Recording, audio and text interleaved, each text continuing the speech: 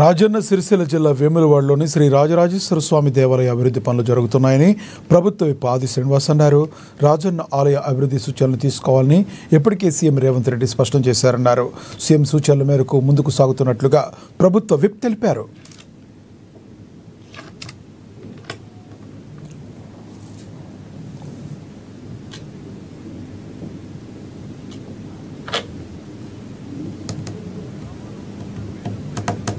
ఒక సమావేశం ఏర్పాటు చేసుకొని వారి పర్యటన విజయవంతం చేసే కార్యక్రమం, కళాకారులను ఈ పట్టణంలో ఉన్నటువంటి అన్ని పక్షాలను కలుపుకొని ముందుకు పోయే క్రమంలో ప్రత్యేకంగా ఈ రోజు వేములవాడ రాజన్న ఆలయ పరిధిలో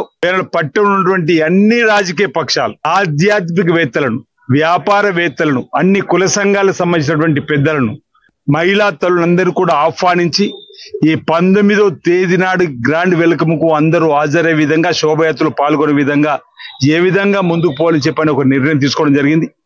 20వ తేదీన ఉదయం వారు స్వామివారి దర్శనం చేసుకుని అభిషేకం చేసుకునే క్రమంలో రాజన్న ఆలయ అభివృద్ధి తీరుతెన్నులపైన